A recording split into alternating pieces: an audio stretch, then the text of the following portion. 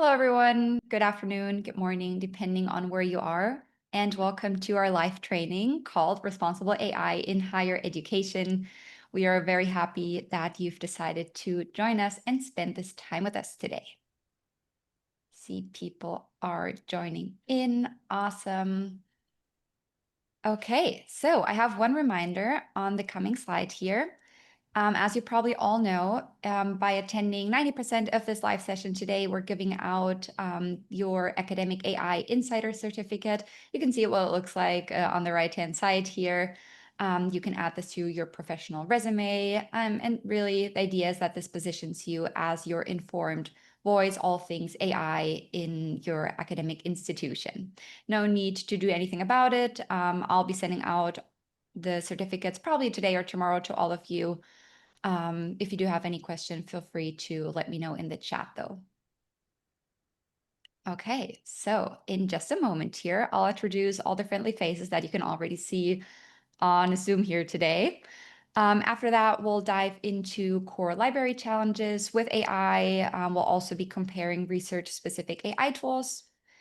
Then we'll dive into practical implementation frameworks, kind of considerations for both the library itself as well as in the classroom. We'll talk about implementing or adding AI in the classroom, how to think about assignments.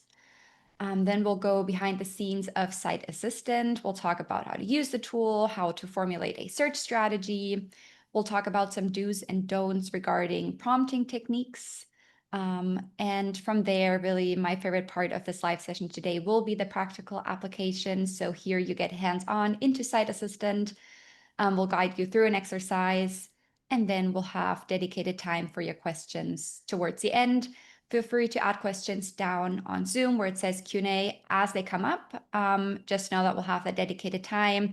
And we definitely do want you to be engaged. So add your questions, keep thinking about kind of applications in your specific use case. Feel free to add any context necessary, and we're happy to dive into that.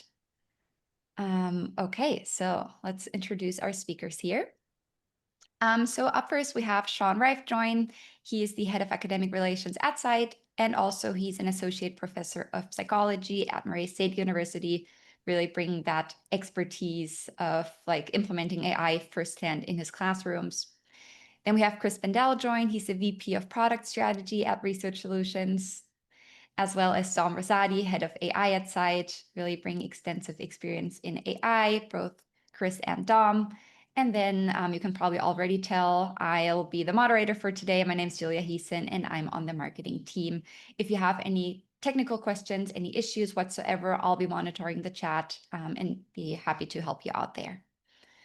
Okay, with that being said, Chris, the floor is yours. Thanks very much, Julia. Hi, everybody. So for the first part of today's session, I'm going to be talking a lot about some of the key aspects related to academic libraries and librarians. I'll give a very brief introduction to Site.ai, and we'll look at some of the other tools that are out there which are addressing use cases for academic students and researchers. So before sort of looking at some very specific things which are challenging and need to be thought about for academic libraries, some of the broader challenges facing modern research in academia are shown here. And really the core need that we're all trying to address is information overload. Over the last actually 2 centuries, but much more obvious in the last couple of decades, is that there has been continuous, almost exponential growth in scholarly information being published. So journal articles and ebooks related to scientific and scholarly topics. In the last couple of decades, this has clearly been driven by a huge increase in research funding, in particular China for one, and the massive amounts of research funding occurring there, and therefore, very distinct increase in journal articles, especially being published in the last 2 decades.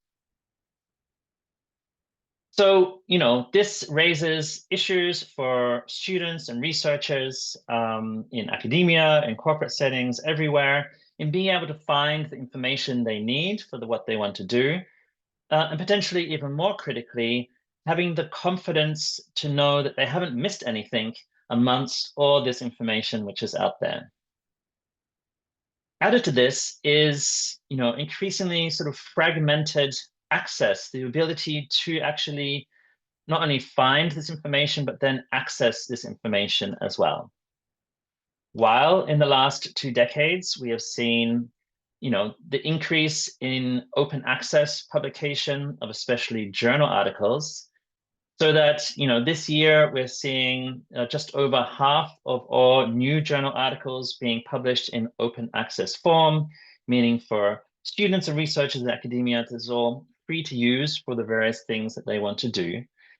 However, this is actually creating some challenges for librarians to ensure they can still provide access to the remaining paywalled content, and especially for kind of the long tail of slightly lesser used journals, but still information that students and researchers need for what they want to do. This means that users within academia need to find sometimes other ways. If it's not open access, if it's not covered by a subscription, they need to turn to interlibrary loan workflows, which can take a couple of days, reaching out to the authors of articles to gain access, maybe leveraging a scientific or scholarly science social network like ResearchGate, or indeed turning to and resorting to some illegal sources like Sci-Hub. In addition to these issues is sort of the variability in the quality of the content which is being published. Some of this is due to fraudulent activities. Increasingly, paper mills are still managing to have articles published and get them through the peer review process. But there's also an issue of reproducibility, especially in some domains like the life sciences. We see, quite some issues around the ability for other labs or groups to reproduce the experiments which have been published. Now, on top of all of this, we have the rise of AI tools in the last couple of years. Suddenly, we all have a tool that is providing very positive answers to all the questions that you have. But in most cases, at this point in time, still a lot of those answers are very intransparent in terms of where the information is coming from, the attribution or the citation of the sources behind the answers that the AI tool is providing.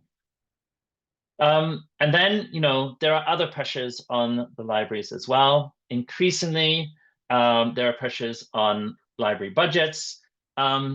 Even at a time when library budgets are being asked to do more than they ever have done before, not only supporting subscriptions, but supporting open access and supporting the acquisition of these AI tools. So if we look a little bit more in detail on the next slide about these issues, I've listed out a bit more specifically what this means for the libraries in the time of the rise of all these AI tools. Things are evolving extremely quickly.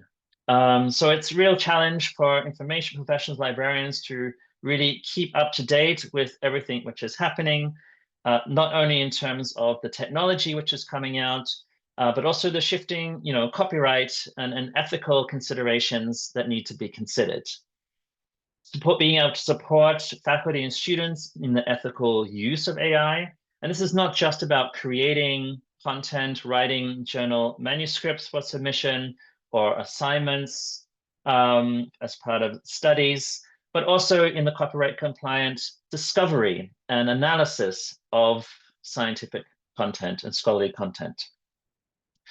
Then there's a lot of work happening throughout institutions with AI boards within your organizations, coming up with the policies that can really sort of help to support and guide all these efforts, but nevertheless not hinder the innovation which wants to happen while ensuring academic integrity. And then doing all this, as I mentioned, by balancing budgets extending budgets to be able to acquire AI tools, making sure then that these AI tools are able to provide trustworthy and transparent answers. And increasingly, what I think we will see here is also libraries seeking to connect these AI tools to their library resources, ensuring that they are compatible with each other, not only to enhance the trustworthiness or the transparency of the answers, but also to help sort of support the return on investment that libraries continue to make in paywalled content as well. We'll go back for one last point.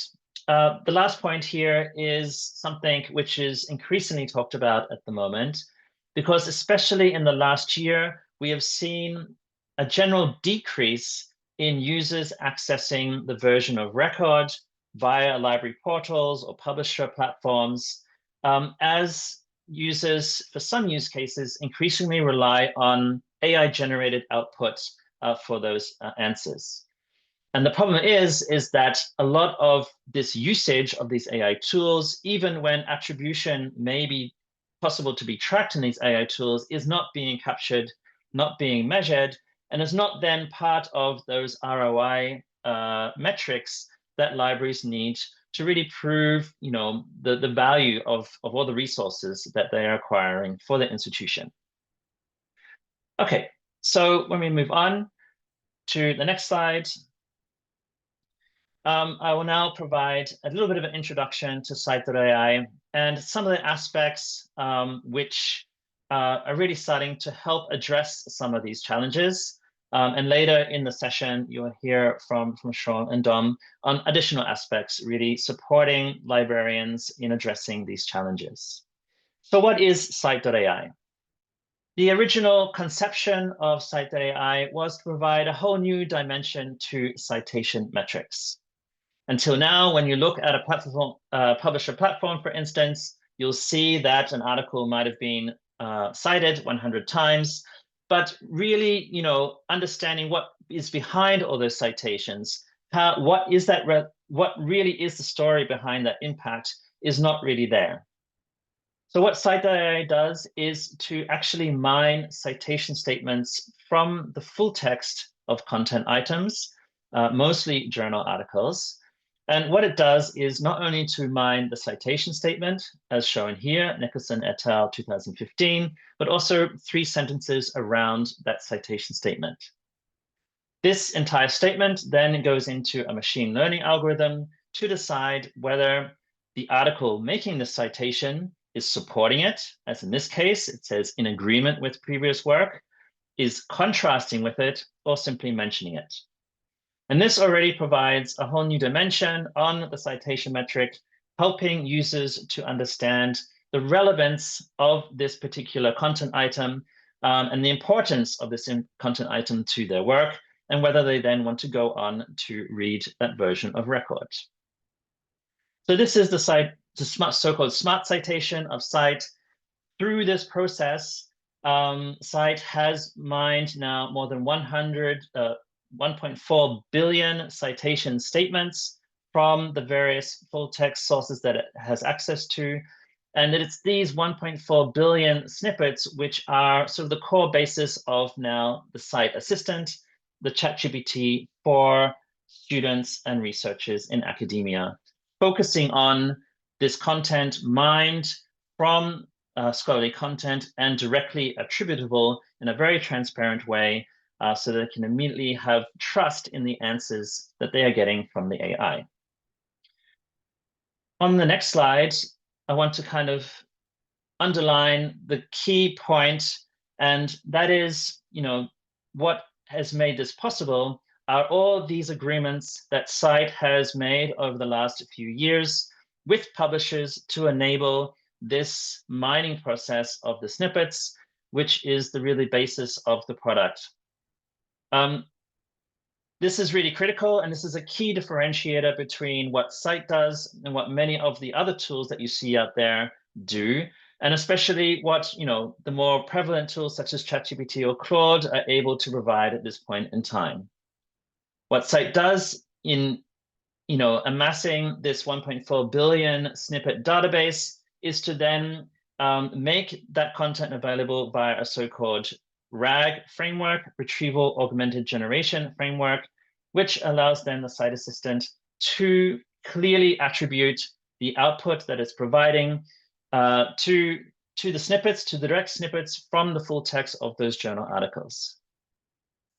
And finally, on the next slide, we'll wrap up this section by looking at some of the other tools which are out there, which are addressing similar use cases for students and researchers in academia.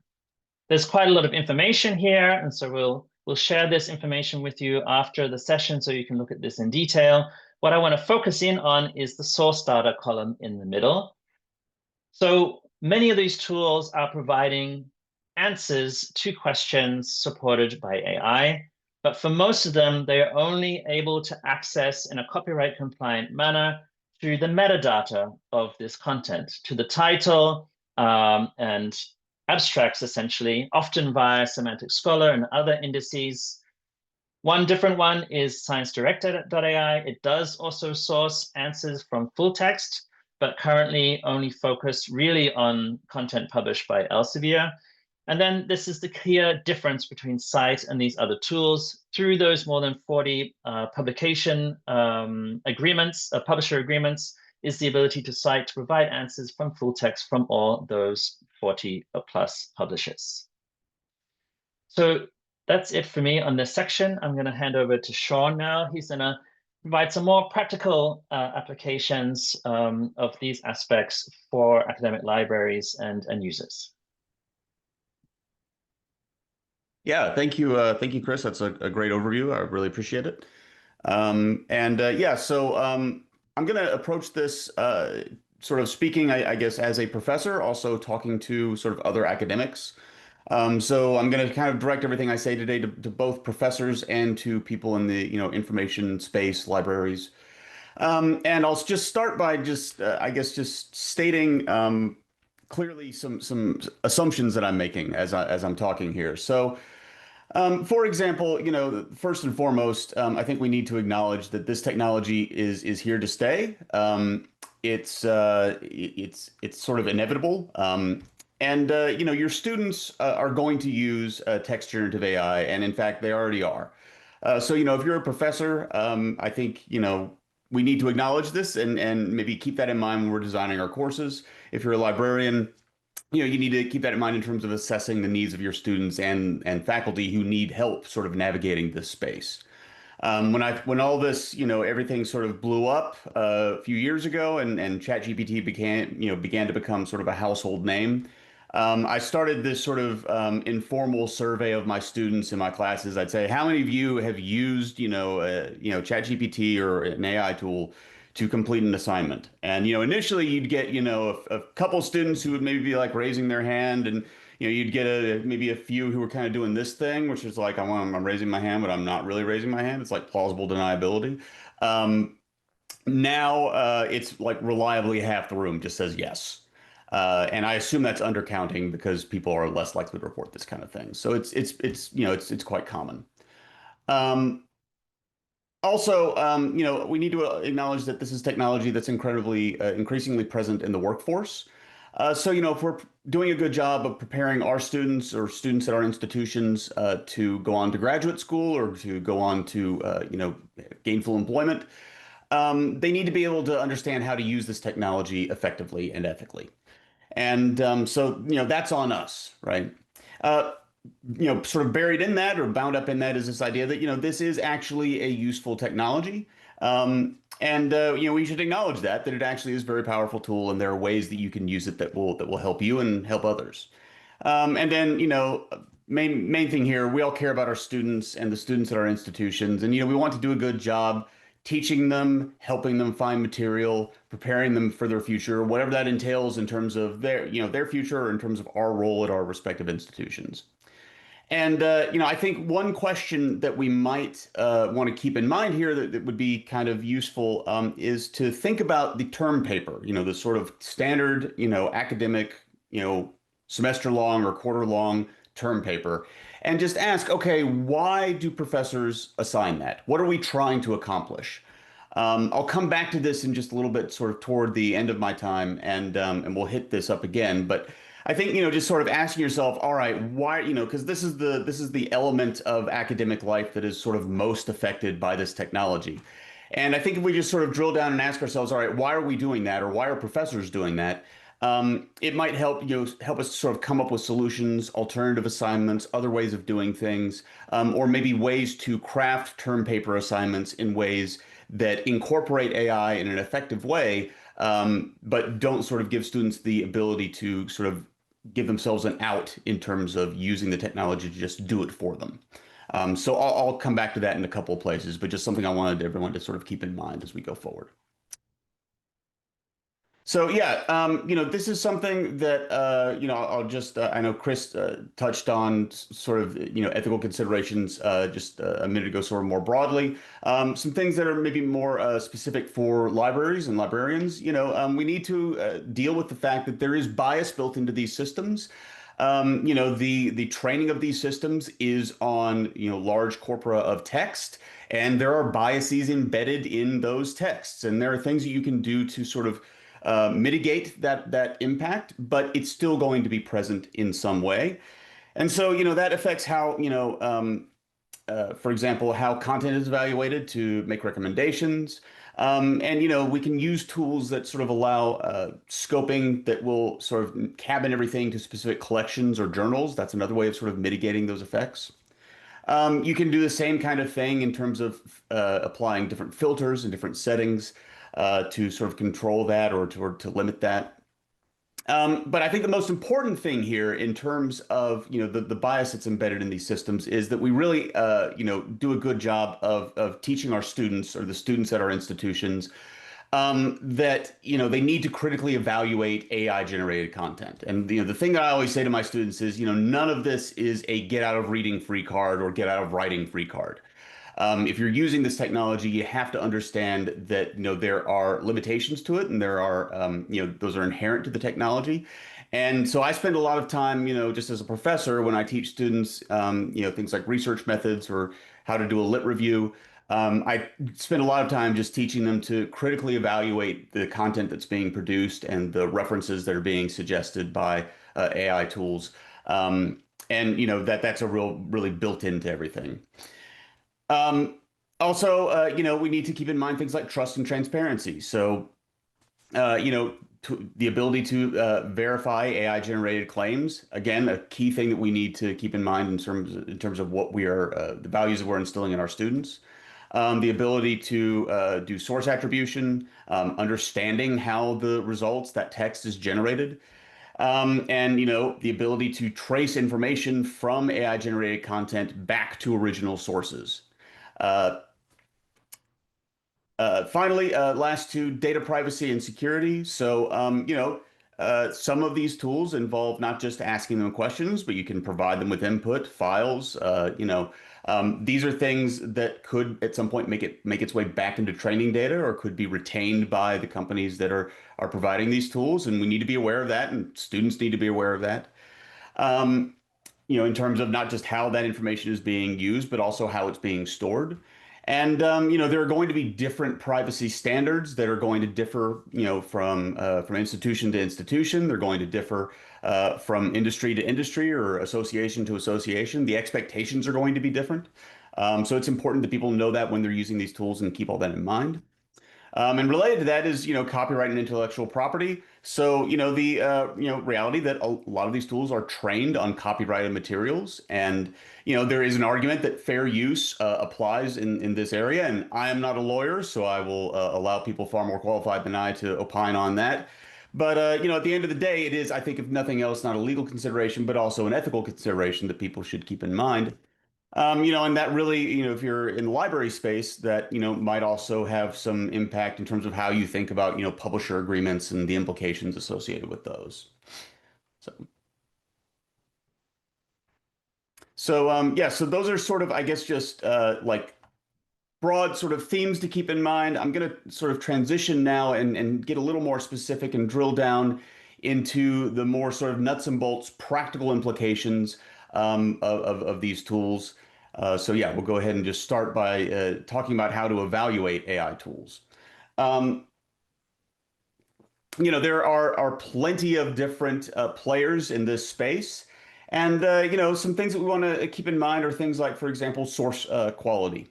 So, you can ask yourself, all right, if you're using an AI tool, like what disciplines does it support? Where are the gaps in coverage? So, at Scite, we have a very large database, as Chris was just talking about. We have very good coverage. We're very proud of the way that we've been able to, have indexing agreements with publishers and really have a broad swath of information in our system. But there are gaps and there are limitations. I always say that, as a social scientist, I do sometimes notice that, yeah, we have fewer references, less data in our system from historians. And there are reasons for that in terms of, the sociology of the discipline and the kinds of things that they produce and their ability to make it into our system. But that's a gap. That's a gap in Scite and in Scite Assistant. Does a tool include peer-reviewed sources, or is it more like just popular content? So, I always say that, like, if you ask ChatGPT, for example, to, tell you about, the side effects of some drug or something like that, it's going to give you like WebMD or the Mayo Clinic, and those are good references. That's a link that I might send to like my mom.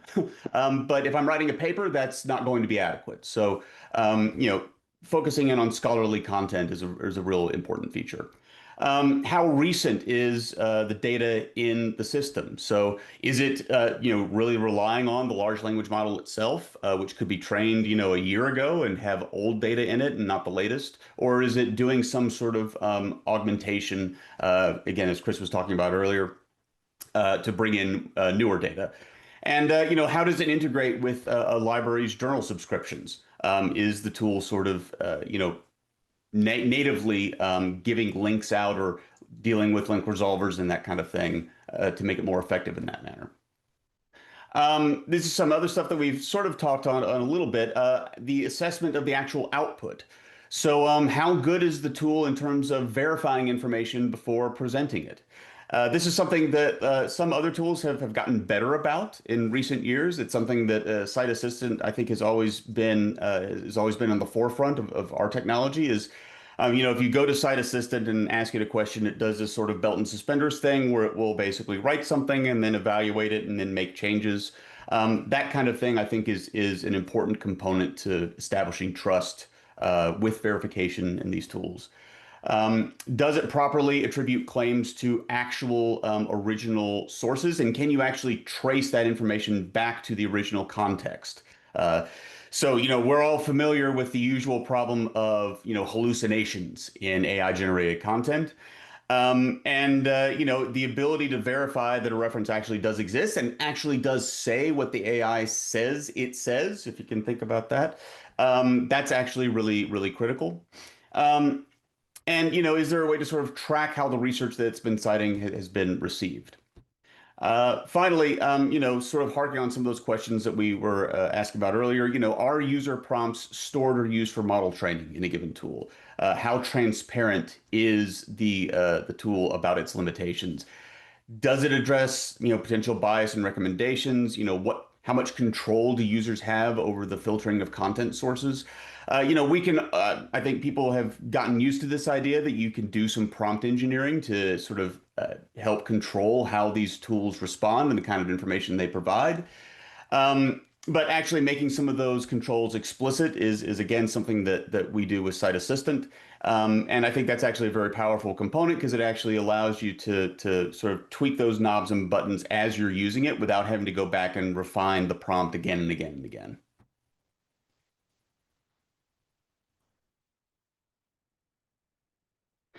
Yeah. So some more practical implementation or integration, practical implementation stuff in terms of libraries. Again, talking about, integrating with existing systems. Again, I already talked about like link resolvers. How do AI tools sort of connect to existing subscriptions? This is an ongoing issue is, how to deal with the possibility that an AI tool might pop up and recommend a source or point you to a source that maybe your institution doesn't have and how to deal with that complexity. That comes forth with like catalog integration questions, how to do authentication and access, a lot of stuff that's sort of resolvable by link resolvers, but there are other issues in terms of, as Chris was pointing out earlier, are students going to be, for example, inspired to go out and use a tool like Sci-Hub to find an article that maybe the institution doesn't have, and how to sort of point students to more standardized and ethical ways of getting access to content. The collection development implications, and this is where we, I guess, sort of start talking about like finances and budget and that kind of thing. I talk to librarians all the time, and I know this is an issue of like, we're the story goes, we're having trouble, with our budget already, where I'm already having to fight for every dollar and cent for my existing subscriptions. And those existing subscriptions for existing, other tools are increasing already. And now you're telling me that I have to, our institution needs to subscribe to a new tool. That's a real challenge. And, that I think is something that libraries are going to have to navigate going forward. Some of that might be helped by gathering metrics that will help to inform collection decisions. I think overall a big component here, and again, I would love to hear from librarians in the Q&A session as we go forward, because I'm always happy to get that feedback. But having a sort of AI aware policy regarding collection development, and sort of seeing how some of these newer tools are maybe I don't want to say replacing, but really strongly augmenting or being used more than more traditional tools. That can be an additional consideration. Finally, the actual user experience itself. So, think about something like accessibility, different, color schemes and the ability for people who are like dichromatic vision, the ability to see things and to hear things, all those accessibility issues that we hear about with services and websites all the time. And then, even more common, mobile and desktop interfaces, how well it plays on different sort of viewports with different devices. Privacy controls and transparency. And, all of this comes down to, the thing that I think as a professor, I'm thinking, I need to lean on librarians and that training for my students and for myself and fellow faculty. So the user training and support really comes full force here. Okay, so gonna shift gears to a little more discussion about what I spend most of my time thinking about in this space, which is, all right, how do we think about this in terms of teaching, like on the ground, like as I'm actually teaching in the classroom or grading assignments, the whole experience. And I want to emphasize here, I'm coming at this as a professor because that's who I am. But I think a lot of this is actually really relevant to libraries and librarians as well, because, you're in that space where we're teaching, and, if there are different ways that you can be of assistance to us or we can be of assistance to you, I think it's all relevant here. So, let's talk first and foremost about, the elephant in the room, and that's just cheating. This technology can be used to cheat on writing assignments. This is, obvious to everyone. But the thing I like to point out about this is that cheating is not really a new problem. And we all kind of already accept that students are, on occasion going to cheat. We're going to have some students that cheat. That will take place in ways that are not detectable. And that's always been the case. I mean, I have no doubt that I have given an A to a student for a paper that they didn't write because they got their boyfriend or girlfriend, husband, wife, maybe parent to write it for them. I don't have any doubt that that's happened. I don't have to like it. But there is just a sort of amount of background noise in terms of academic misconduct that we just kind of accept, but don't like.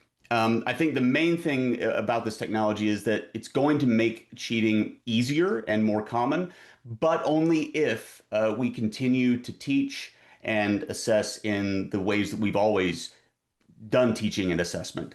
And I'll talk in just a bit here about some alternatives to that. The other side of this, I think, is this idea, which I think was really common when this technology became, very popular initially, was, the idea, and certainly I heard it on campus all the time. I heard it from librarians. I heard it from faculty members is, look, what you got to do is figure out a way to detect AI-generated writing and ban it, treat it like plagiarism. I would argue it's distinct and different from plagiarism in a couple of important ways, but we can treat it like that. And I think actually that's a mistake, and for one main reason, and that is the problem of false positives. If you go to any of these services that attempt to detect AI generated writing, if they're being honest, they will give you what their false positive rate is. The number that I usually hear cited is 1 to 5%. And I'm simply not willing to accept that as a professor. I'm not willing to, accept that I'm going to accuse students every now and then of academic misconduct when they haven't done it. I would much rather more students just go on to commit academic misconduct than accuse one of having done something they didn't do. So, it's also the case that using AI for writing is becoming the norm. And I think that, it's on us as professors, as librarians, to really help students to understand how to employ those tools in a way that's consistent with the expectations of their field, of their class, of the workplace. So yeah, I think all of that is important. Now, there are some ways that I think you can actually really bring in these tools into the classroom. And this is something that I'm constantly thinking about and working on. So I give the idea, first idea is like there should be AI specific assignments. And I have one that I've been doing for a couple of years now, actually, in our research methods course here at Murray State, where students have to basically design their own study, collect data, write a final paper, give a presentation. And one thing that I do in there is this assignment I call documenting the journey. It's basically where they will use Site Assistant. They'll have free Site Assistant access because I'm their professor. So they'll use Site Assistant to perform some queries related to their topic. And I have them basically just keep a log of the queries that they make.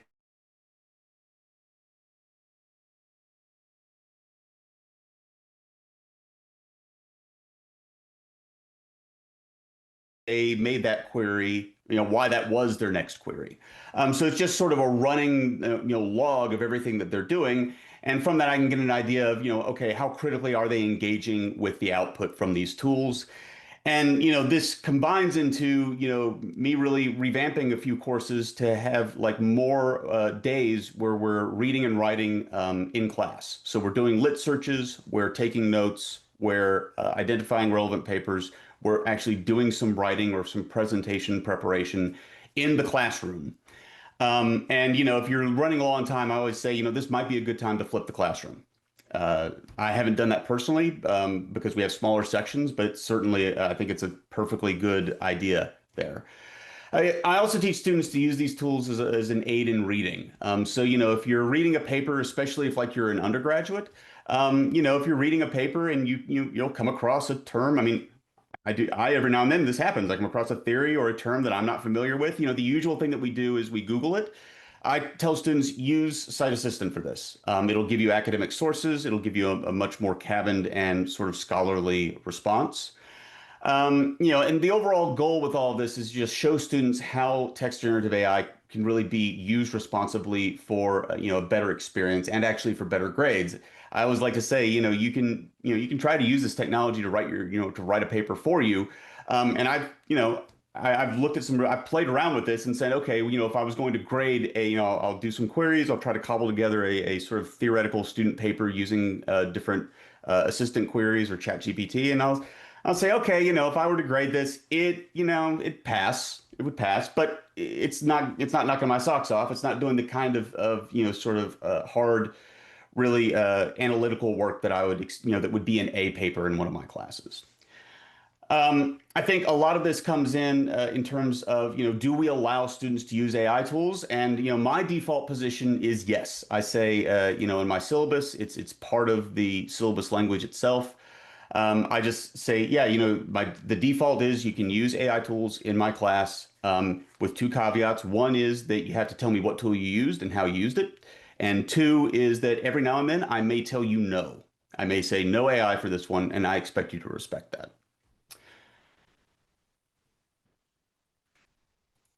I think it's also possible to really revise some of our assignments with AI in mind. And this actually is sort of an inspiration to do things that I think are good to do in the first place. So, it's I think we can make assignments, if we make assignments more intrinsically interesting or personally relevant, that's motivating students to actually do the assignment anyway. And alongside that, you can actually, make assignments difficult to prompt engineer. So just, for example, you could ask, students, hey, identify a story that recently appeared in the news that's related to one of the logical fallacies that we discussed in class. If you're going to have an AI tool answer that question, for you, you first have to tell it the logical fallacies that were discussed in class. And if you're doing that, I would argue you might as well just answer the question, right? It's just easier to just do the assignment.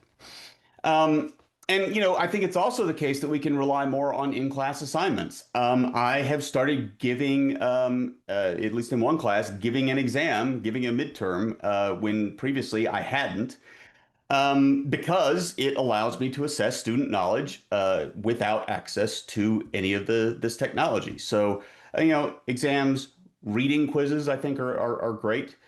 These are all things that we can sort of leverage that I think, so, when I was teaching, when I first started teaching, one of the things that I did, a couple years in was I started really relying less and less on in-class exams and more on homework assignments.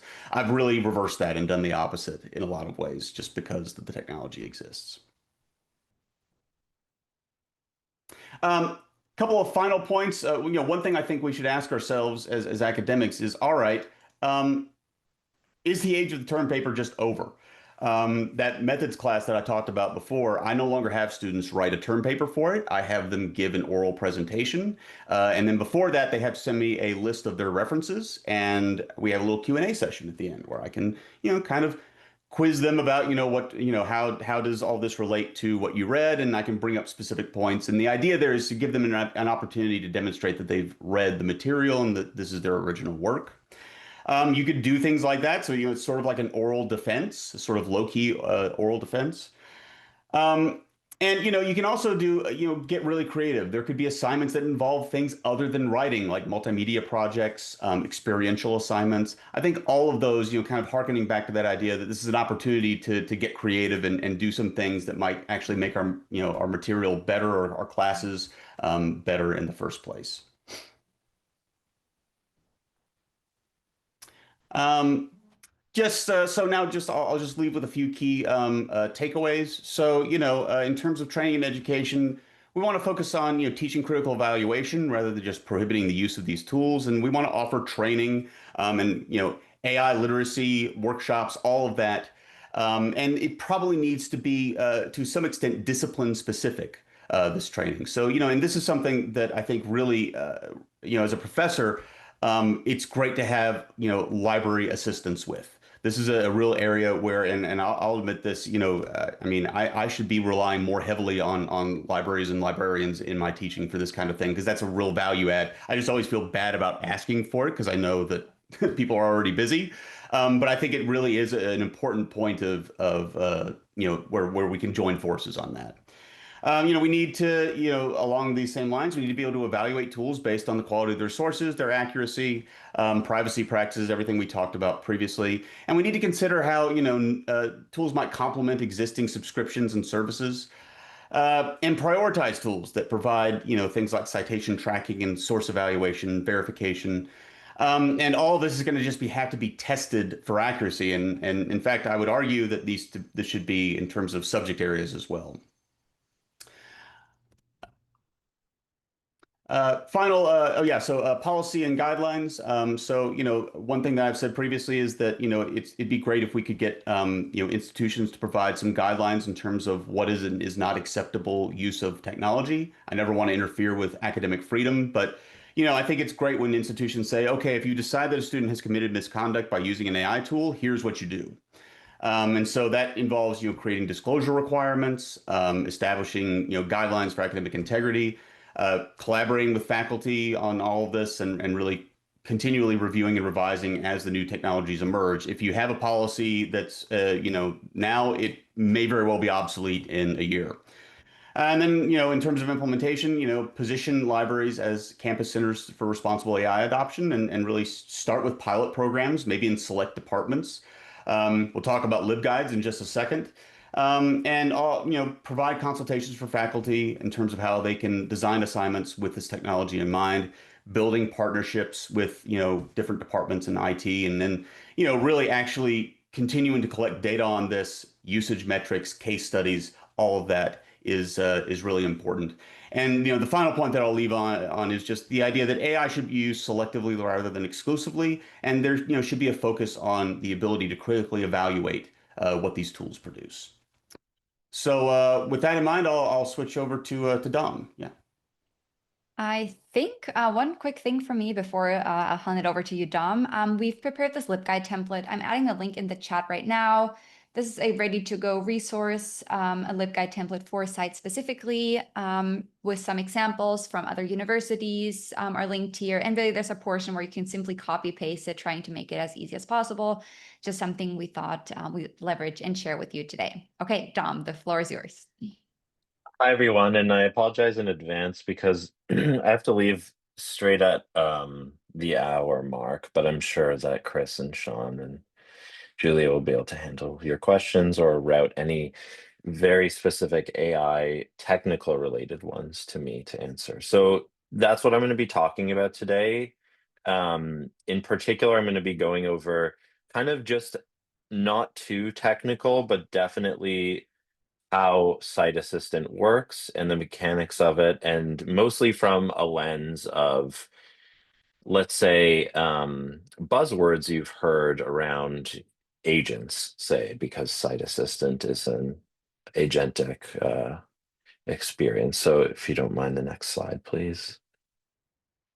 So the first part of how any AI agent experience works is that the agent needs to determine, in collaboration with the user, how do I accomplish the task that's given to me? So you will have probably seen this if you're familiar with tools like ChatGPT or Anthropic's experiences, where the model is doing sort of like the thinking thing. And if you've ever done any kind of data analysis or anything like that with those tools, you'll see sort of like a code window pop up and it'll start running things. And maybe sometimes it will ask you for feedback. And then it will start to formulate a plan. It will use a bunch of tools and then create a response, and then you'll sort of iteratively refine from there. Site Assistant is pretty much like that, but tailored to the research discovery and literature search steps of the research workflow, all the way over to doing downstream tasks for writing and for preparation of background materials and so on. So the first step here that Assistant uses under the hood is determining which tools to use. We internally use a decision procedure where we look at, what dashboards potentially you have in Scite, what settings are most appropriately to answer your query, whether tables should be used, whether site search should be used, whether the citation graph of supporting and contrasting arguments of Scite should be used. And then we sort of have this set of tools that we're going to use to answer the question. So next slide, please. After this, usually there's some sort of, many of the tools can be straightforward. So for instance, retrieving a paper, but oftentimes a user's task or query involves some sort of search strategy formulation, search planning, and a plan for retrieval.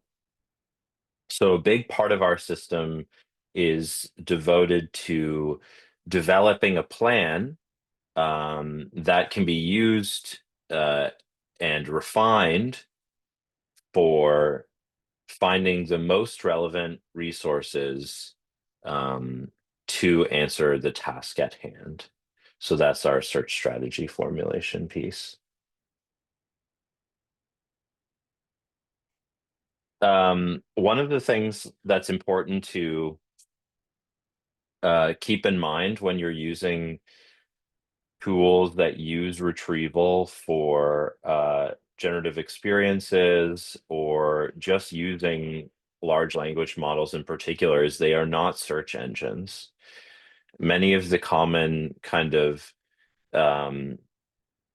user feedbacks we would get around some answer not matching what the user expected are around people just putting in keywords or things like this. So large language models are not search engines.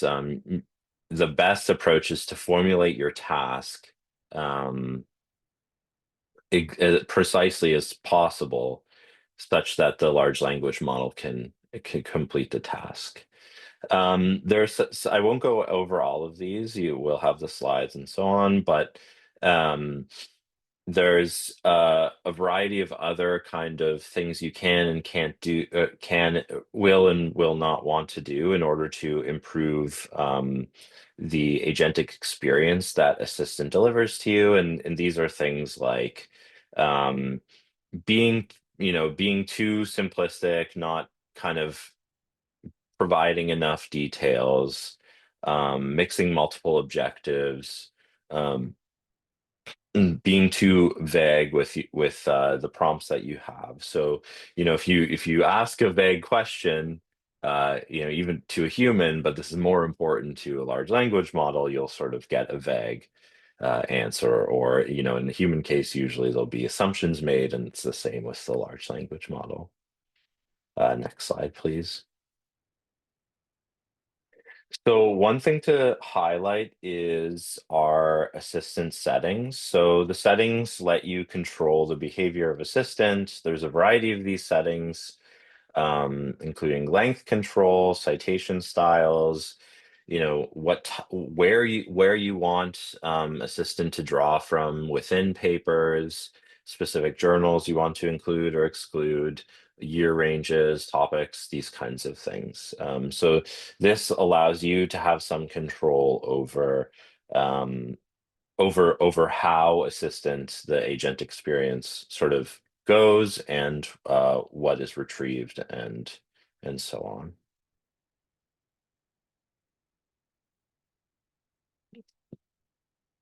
on. This also includes being able to select different models. So we try our best to stay up to date with at least Anthropic and OpenAI's latest models.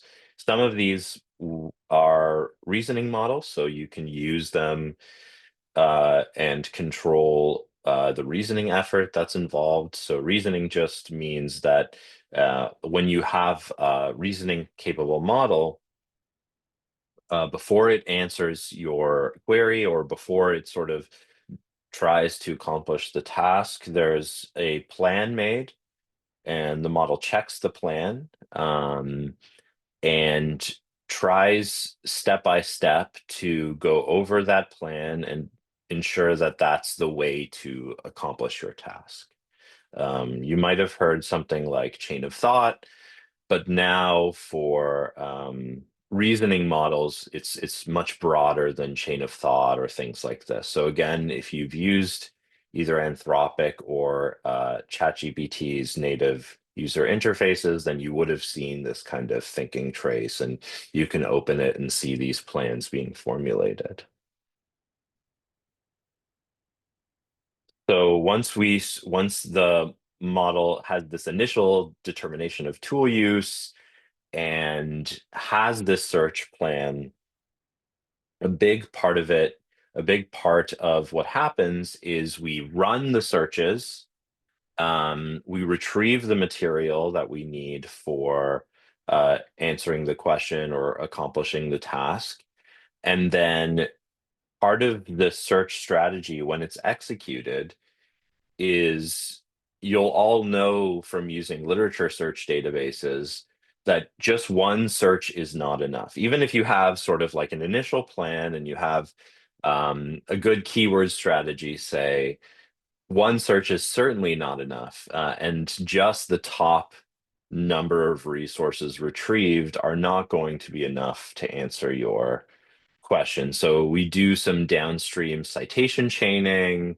for making sure we have the most recent material, making sure we have the original primary sources and things like this to ensure that this mimics kind of the actual search experience that academics would perform in order to get relevant material rather than just a simple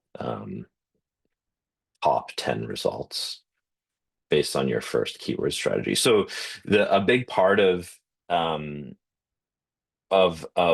retrieval is that once you have kind of a list of documents, you need to determine which are the ones you're going to use.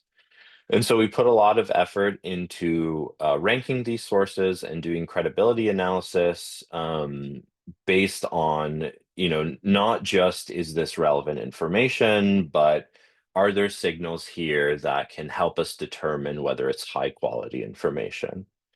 So assuming that you have a pile of relevant documents for accomplishing your task, we look at things like the citation graph, which tells us whether papers have been replicated or they're supported or what kind of criticisms they have in order to help us retrieve the highest quality and use the highest quality documents in formulating an answer. Next slide, please.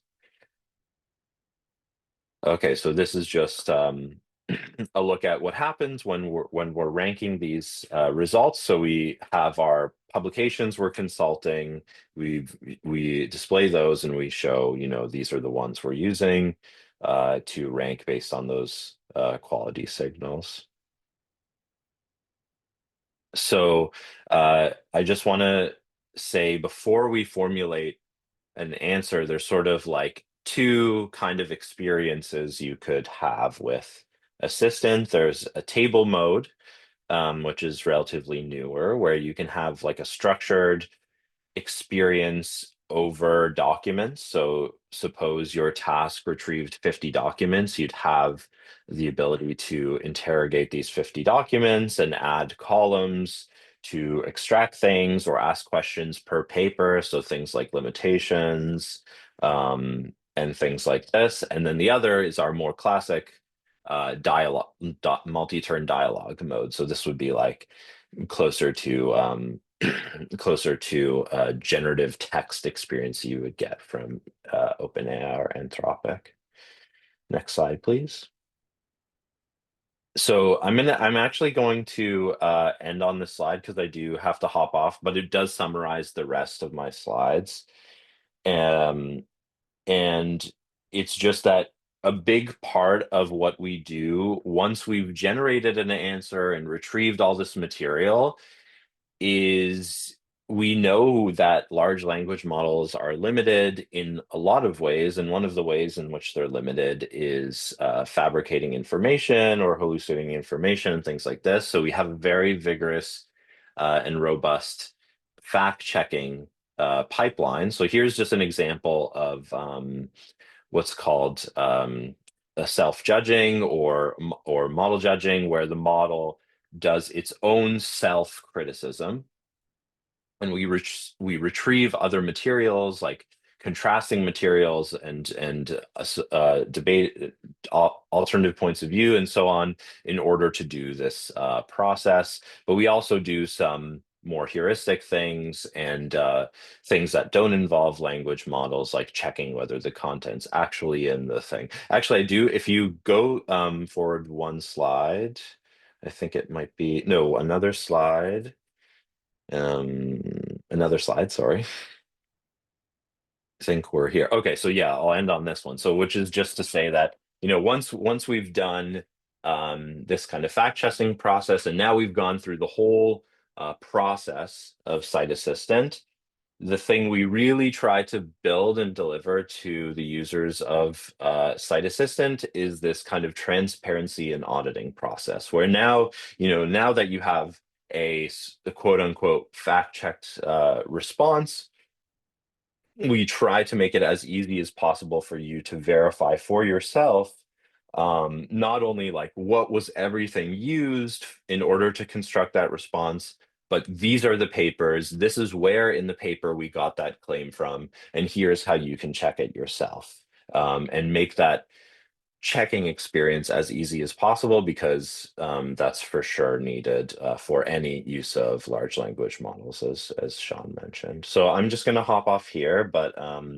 thanks everyone for your time, and of course Julie will send me any questions that I can help with after the call. 100%. Thank you so much, Dom. Okay, now I think my favorite part will start now. Chris, are we ready for the practical application? Yes, okay. So hopefully you all have access to Cite, and especially Cite Assistant. And what we're going to do for this practical scenario is the following. So in a moment, I will share my screen, but before I do so, here are some details of the exercise. You'll see here that there is an initial prompt that we want to be asking with the tool in so-called summary mode, and I'll show you what that is as well in a moment. You're welcome to use this prompt. Maybe you have a different question you would like to make. I think you can also use your own question if you like. So what are we going to be testing? We're going to be testing Cite Assistant, first the summary mode, and then we'll be switching to table mode after that. And I'll show you how to put in some custom columns. All right, so I will now share my screen. I think I need to send, okay, yeah. While you do that, I'll copy paste some instructions for people that haven't accessed their free trial yet. So with the email address that you used to sign up for the bootcamp for this live training today, you're granted access to Cite. So if you haven't done it, I'll add it in the chat right now. You can still do it to follow along, or you can watch Chris do it. And then of course, you can follow the steps afterward as well. All right. So here we are at Cite. As you may have seen, there are different aspects to Cite.ai. There's also the search application, which is a more traditional search of the database using various metadata filters. We also have just launched Patents as a beta that you might want to try out. And there's various other aspects here, including dashboards and reference checks that you can access. But we are going to focus here on the AI Research Assistant. And here we have that initial question: what are the side effects of SGLT2 inhibitors? Often before I ask a question, I check over the settings, which Dom was also reviewing. Here there are various aspects that you can check and change. For instance, how much effort the reasoning should go into, how long the response should be. He also mentioned, the various different models that can be used and what they're good at. And in this case, also, how many publications should be consulted for the final output. I'm making just 20 because I want the output to go a little bit quicker. Okay, so I'm going to go with this search. As Dom described, there's a few things happening here in the background.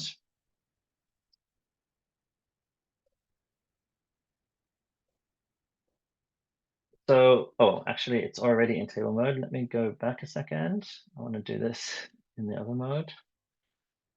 One moment. Not that. One second. Let me get that question again.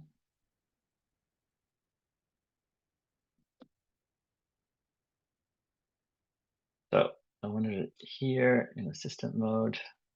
Go. So yeah, as Dom described, a few things happen in the background. Some of these things you'll see on the right-hand side here, and that is the expansion of the initial prompt to a few more broader prompts, which help, first of all, to define the larger corpus of content that needs to be assessed, to then find in this case, what I asked for, the top 20 publications which are most relevant for this query. So now you'll see also that the output is being assembled here in this summary mode. So as with what you're probably used to from other AI tools, you see, yeah, everything in various paragraphs. It's also listing out here the references and the ones which have been consulted here. And in a moment, it will finalize. It's just doing a final fact checking of the answers here. And then we'll see a few other aspects of this summary. All right, now that's finished. I think the key things here to look at is on the right-hand side now are all the final references or citations that have gone into or are used as a basis for this summary. And in particular, the specific snippets as well, which upon which the summary is based. And you'll see in some cases that they've been sourced from the abstract. In other cases, it's sourced here, for instance, from the discussion section. So you can see which exact snippets were sourced here on the right-hand side and where they came from.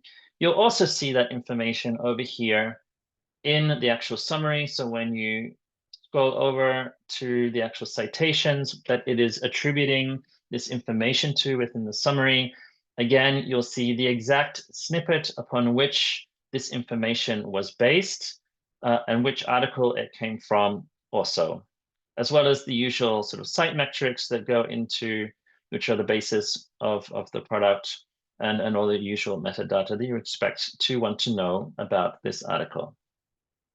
All right, so that has been our summary mode.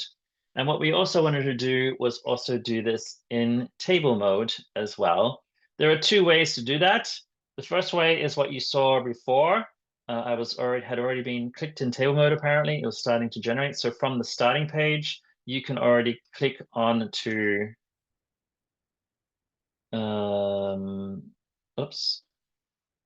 to table mode. You go here.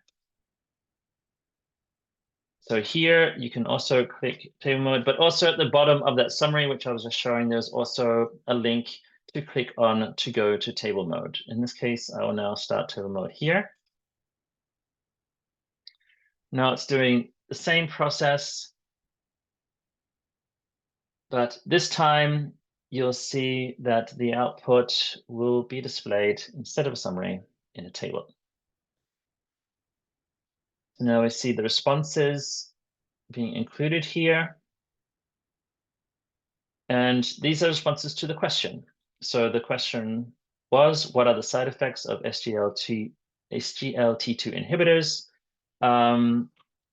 And here, for instance, you see one side effect here is this diabetic condition, which is known to be a severe side effect, for instance.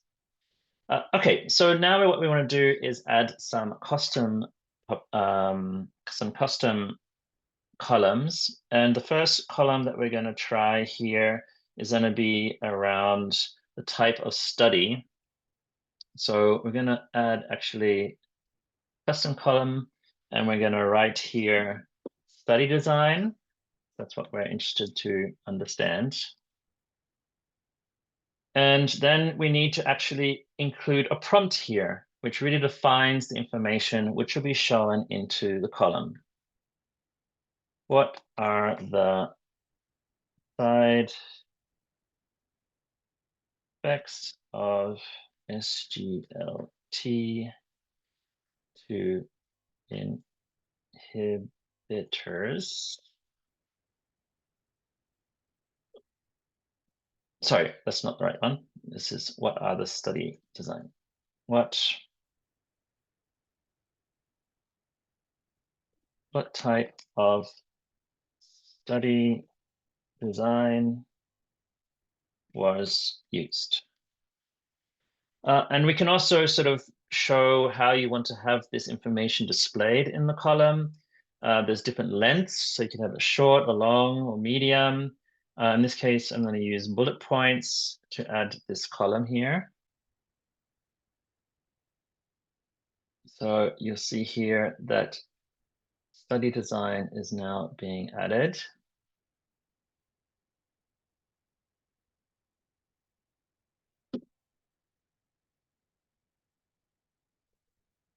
Yeah, and you see in most cases, yeah, we have one bullet point describing what type of study was included. Now I want to add one more column around population.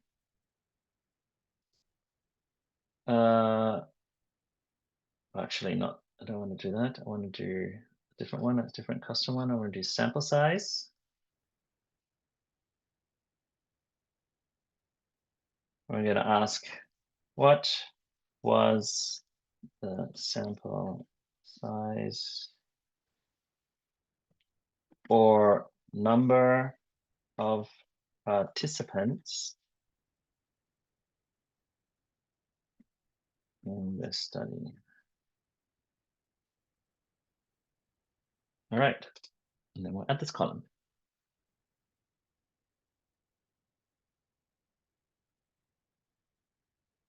And it does the same process again, looking through the entire database, well, the ones relevant to these articles, these 20 articles initially studied, to extract the information about the sample sizes included in each of these studies. For instance, here, 78,000 participants in 15 randomized controlled trials. So table mode is really useful for, as you can see, extracting specific information that you might want related to your question, rather than having a sort of a summary paragraph. And so this information you can then export and use as you want. All right, so that brings us to the end of that little practical demonstration.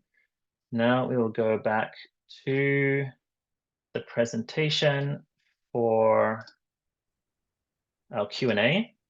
Yes. Awesome. Thank you so much, Chris.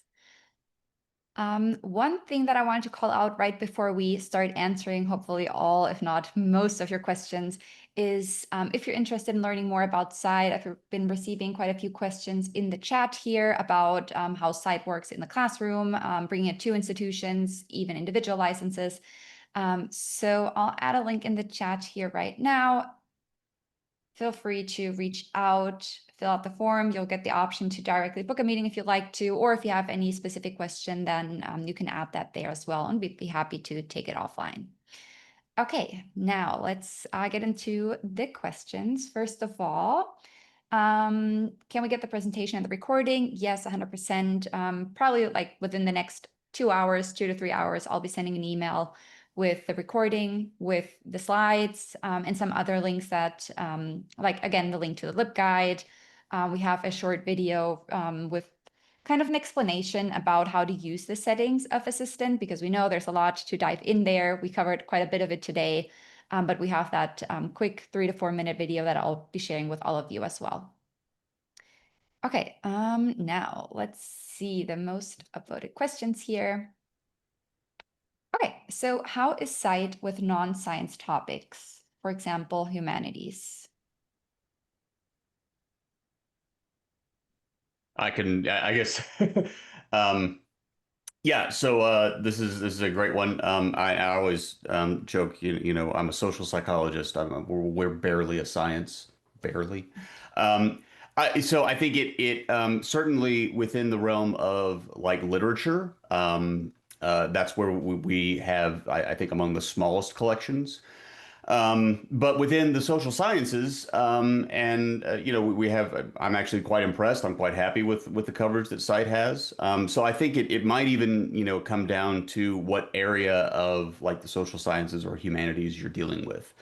You know, part of that is just due to the way that we, you know, collect data and the sources of data that we have. And some of it just comes down to, you know, does a given discipline, you know, primarily publish books or chapters in books? We'll have less data from that. I don't know, Chris, if you want to add anything to that or not. Yeah, no, I think the main things, as you mentioned, yeah, it's the book versus journal content. And indeed, we are collecting citation statements, essentially, from the full text. So if there are, you know, types of publications which don't have so many citation statements, then there'll be less coverage. Awesome. Okay, so the next question we've received quite a few times in different variations. So To what extent can Cite be considered an ethically credible tool for academic referencing, given that large language model systems like ChatGPT or Copilot may generate fabricated citations?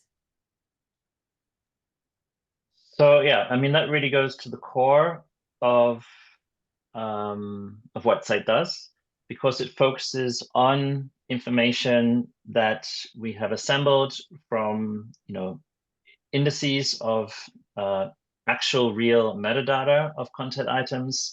And then, of course, focusing on the actual snippets of information that have been mined from the full text of the content items. And so in each case, as we've shown, each time, the output is fully referenced, you can immediately see not only which content item this information is derived from, but usually also the actual snippet from which it was provided from, which goes a long way beyond what those other tools currently do. Awesome. Thank you so much. That's a great answer. Good question. The next one is, rather than a question, it's more a comment on when we were talking about ethical considerations at the beginning of the presentation. It says, I'd add misinformation and accuracy as well as equity access to current ethical considerations we are dealing with. Mm-hmm. Yeah, I'm sure many people on this call will agree with that statement. Okay, are non-English sources considered? And if so, how is translation handled? So yes, I mean, yeah, go. sorry, go ahead, Chris. No, you go. So yeah, Cite does include non-English sources, and if you're using Assistant, it will do the composition, and you can tell it what language to compose its answer or how to do the search that way. So it's sort of built into the AI capabilities of the tool, I guess. Great. Also received a few questions regarding environmental implications. Do you have any thoughts on that, Chris? Yeah, so we have quite a big focus on ESG, so environmental, social, and governance aspects of the business. So we are signatories to the Science Based Targets Initiative. We provide submissions for the Carbon Declaration Project and another audit called EcoVadis each year. So those questionnaires go into quite some detail, not only about environmental impacts of everything that we do, but also the social and governance aspects as well. Some of this, is also not just driven by us, it's driven by key customers of ours who require us to also make sure we are addressing these types of topics. Also, we are part of the UN Sustainable Development Goals Publishers Compact. So this is a compact or agreement of where many of the scholarly publishers and scientific, technical, medical publishers are signatories to this compact, which means that we are all quite focused, not only looking at the environmental impact of the business, and the services we provide, but also looking at how to leverage the solutions that we have and the data that we have to actually support the UN Sustainable Development Goals as well. A big part of the environmental impact, clearly as a software company, clearly as with solutions leveraging AI tools, is the environmental impact of those AI tools, of searching, large language models, of hosting all the data that is required on data, on cloud service, etc. And there we have an environmental policy, which is part of all these other initiatives I just mentioned, which requires us to source a certain, I think it's 80% at the moment of services need to be based on renewable energy as part of the policy, and that just increases each year as we try to keep in line with our science-based targets for reducing carbon. So yeah, there's quite a lot of big aspect there, and it's something that we are very focused on making sure we align with our environmental commitments. Thank you so much, Chris. Yeah, great questions there. Okay, how does Cite Smart citations work, and what makes them different from traditional citations? Can we have an example? Yeah, so smart citations are citations that are based on not just the count of citations or the existence of a citation, but it's actually based on the content of a citation. So if if someone, if I cite another paper and I write that, my findings are consistent with Fisby and Jones 2017, then our system will classify that as what we call a supporting citation, indicating that I've produced evidence that is consistent with what someone else has produced. Or if I say that my results are inconsistent with that paper, then it will count it as what we call a contrasting citation. Or if it's neither one, it will count it as what's called just a mentioning citation. And so the sort of innovation there is that we're using AI to actually, go beyond just sort of mere citation counts and actually get at, what papers are saying about one another. Awesome. Thank you so much. Okay, are there any measures in place to keep publishers from making their sources more artificially attractive?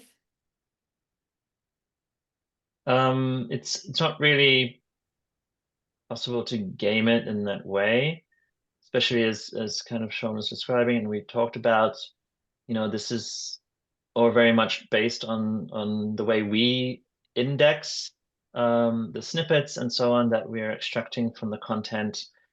The only really way for publishers to game this is actually to index their content with us. We do see that content or publisher content which is indexed in Cite, obviously there are better answers based upon that indexed content than for publishers who are not indexed. We still surface all content which is relevant also from publishers who are not currently indexing, because we have all the citation data, the metadata and abstracts, as do others. But yeah, publishers who actually have their content in the platform will have better authoritative answers to them. But there's no real way to, for the publisher to game the system. Great. Thank you so much. Good questions here today. Sean, you mentioned making AI-specific assignments. How does that sit with the small minority of students who do not want to engage with AI tools for ethical or sustainability reasons?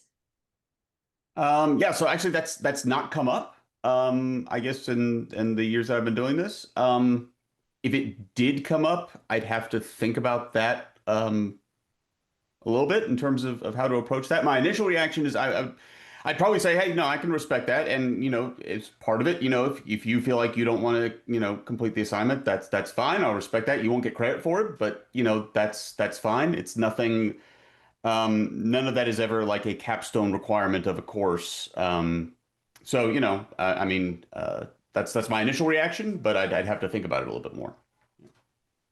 Okay, awesome. Thank you. Okay, let me see. Does Cite provide training for users on effective search strategies, optimizing settings, and prompting, or is this something that they post on YouTube? We do have a pretty comprehensive kind of like help desk to say. We have many videos. You'll find quite a lot of those on YouTube. So I think in that email that I'll be sending it out, I'll make sure to include a link to that as well. And if you're ever looking for something specific, you can always reach out and we'd be happy to help. Okay, I'm just trying to sift through these here. So a question that I just forgot. Okay, how do students get access to Cite Assistant? Do you have a student subscription or Cite for class licenses? Yeah, so we have, we sell institutional subscriptions at Cite. And so That's one avenue. They can also buy individual subscriptions. If you were talking about my class specifically, I just set it up to give them a semester-long trial as part of that. And we can also do trials for institutions as well. Awesome, thank you. Okay, here's a comment. What bothers me with the summary mode is that it is almost ready to copy paste to a manuscript. That means many people might not be reading the original articles. Do you see people copy pasting site summaries? I guess you can see from published articles and compare to what site had created for the users. I think for those users who agree, we can also, they allow us to see what they're actually doing with the session. I don't think we've analyzed that to see if people are copy pasting directly into additional manuscripts. Yes, that temptation is there with all these tools. And as I mentioned when I was discussing at the beginning, a key issue is that, yeah, we see across the industry, around a 10% drop just in the last year across publishers, across library platforms, that there's a drop in access of the version of record. As people, do start to rely more and more on such summaries, whether or not they are copy pasting them and using them as is. But I think the point around, how these AI tools, including Cite, use content, it's critical that we define usage metrics around them, and provide these usage metrics to librarians, to publishers, so that it can actually make sure we're still tracking how this content is being used, even though it's that use is no longer just coming through people accessing the version of record. Excellent. Thank you, Chris. Does the Cite Assistant take its information only from the citation statements, or in the case of open access publications, also the full text? So most open access content, according to the copyright license that it's published under, has been mined for the snippets that have been extracted from it. Even for open access, we are focused on mining those snippets around the citation statements as a basis for the output which we're providing. Wherever we don't have access to the full text for some reason, we are still showing the relevant articles based on the metadata and abstracts of those articles. Awesome. Okay, we're almost running out of time. So what I've seen a few times as well is comparing Cite Assistant to Perplexity. Could you briefly give us a rundown of key differentiators, what people can consider? I think, it comes back to what I kind of mentioned right at the beginning. And that is the key difference is the AI tools access to information which it is showing in the output, and the ability to accurately attribute that information back to the articles from which it derived. Within Cite.ai, because of the agreements that we have with publishers, we are able to show that information very clearly. When you do searches on Perplexity, even today, you may get some references to scholarly content, but in general, it's still also a lot of citations to other types of content that Perplexity has found on the web. There in the slides, when we share them, or what you'll see in that comparison chart, you'll see that Perplexity now has an agreement with one publisher, Wiley, where they will be able to show a bit more information now, which is being derived from content full text. But Perplexity does not have anywhere near the same coverage of content that Cite has with its more than 40 agreements with publishers. Great, thank you. I'm sure many people were asking that same question. Okay, we're running out of time. As I mentioned, I will send you the slides. You'll see the comparison that we have there if that's helpful. I know we weren't able to answer all questions, but we'll try to take as many offline as well as send a few answers to those questions via email as well. Thank you so much, everyone, for spending these 90 minutes with us. I feel like they flew by like so quickly. Thank you so much to our panelists, Chris, Sean, and also Dom, who dropped just a bit ago. And yeah, have a great rest of your day, and we hope to see you on a next webinar or event. Thanks, y'all. Bye. Thanks.